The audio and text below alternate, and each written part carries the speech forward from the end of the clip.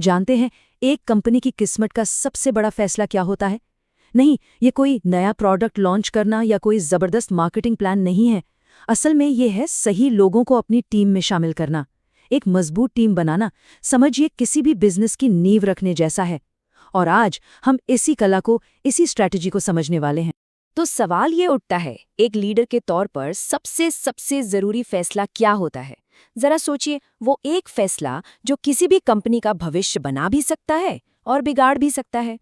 और जवाब हैरान करने वाला, लेकिन बहुत सीधा सा है। किसे हायर करना है और कब? बस यही दो सवाल तय करते हैं कि कोई कंपनी आसमान की बुलंदियों को छुएगी या फिर जमीन पर ही रह जाएगी। सही समय पर सही इंसान, बस यही है जीत का असली मंत्र। अच्छा, तो इस पूरे सफर में हम 5 जरूरी कदम उठाने वाले हैं। सबसे पहले हम हायरिंग की नींव रखेंगे, फिर अपनी ड्रीम टीम का एक पूरा ब्लूप्रिंट मतलब एक नक्शा तैयार करेंगे। उसके बाद सही लोगों को ढूंढने की एक पक्की रणनीति बनाएंगे, फिर टैलेंट के लिए बजट कैसे तय करना है ये देखेंगे, और आखिर में ये भी तो जानना जरूरी है कि हमारी ये सारी मेहनत रंग लाई भी या नहीं। तो चलिए शुरू करते हैं पहले कदम से, नींव। देखिए, किसी को भी टीम में लाने से पहले सबसे जरूरी सवाल खुद से पूछना है, क्यों? आखिर इस हायरिंग का असली मकसद क्या है? अगर ये क्यों ही साफ नहीं है ना, तो यकीन मानिए सही इंसान कभी नहीं मिलने वाला।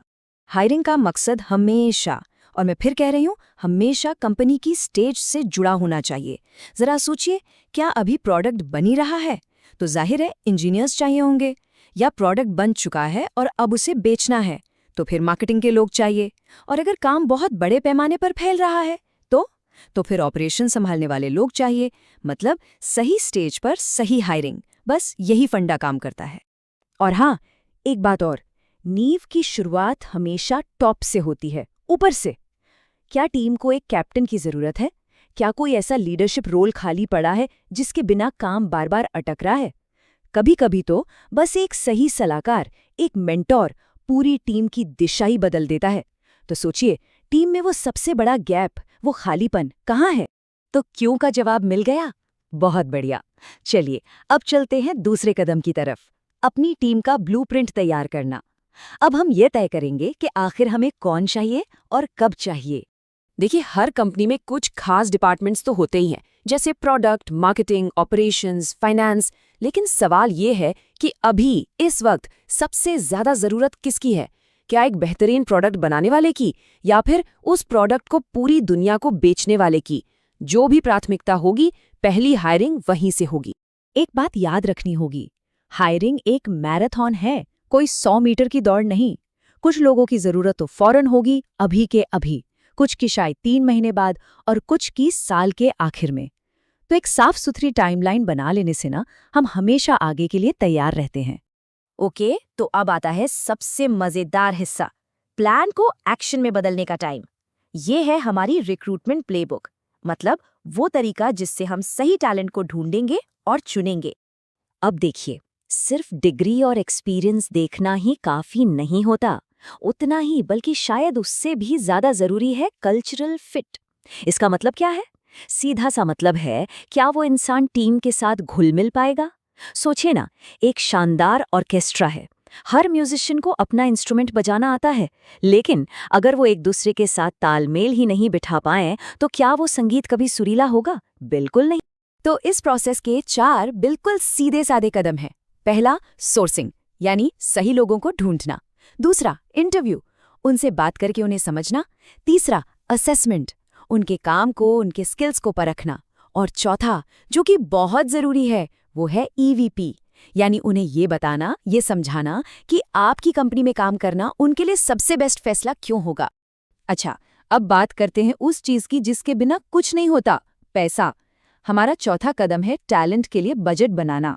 और एक बात हमेशा याद रखनी है, ये कोई खर्चा नहीं है, ये आपकी कंपनी के भविष्य में किया गया एक इन्वेस्टमेंट है, एक निवेश है। तो सबसे पहला सवाल, हर एक रोल के लिए बजट क्या है? एक क्लियर अमाउंट तय कर लेने से ना सही फैसले लेने में बहुत मदद मिलती है। सोचिए, एक नए मेंबर को टीम में लाने की असली कॉस्ट, असली लागत क्या होगी? लेकिन सिर्फ एक रोल का बजट काफी नहीं है, हमें इस पूरी हायरिंग प्रोसेस के लिए एक टोटल बजट बनाना होगा। देखिए, एक साफ सुथरे फाइनेंशियल प्लान के बिना गाड़ी बीच रास्ते में ही रुक सकती है, ये पक्का है। और अब हम पहुंच गए हैं अपने आखिरी पड़ाव पर, ये जानना कि हमारी मेहनत सफल हुई भी या नहीं।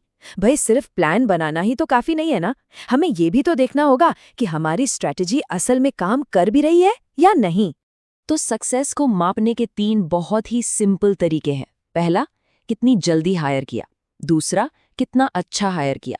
और तीसरा, क्या वो इंसान टीम में टिका रहा। बस ये 3 सवाल, ये आपको आपकी हायरिंग प्रोसेस की पूरी कहानी बता देंगे। तो इस पूरी चर्चा का, इस पूरे विश्लेषण का निचोड़ बस एक सवाल में छिपा है, और ये वो सवाल है जिसे हर फाउंडर को अपनी दीवार पर लिख लेना चाहिए। अपने अगले बड़े ग्रोथ माइलस्टोन तक पहुंचने के लिए मुझे किन खास लोगों की जरूरत है और उन्हें टीम में कब लाना है। यकीन मानिए, इस एक सवाल का जवाब ही आपकी और आपकी कंपनी की किस्मत लिखेगा।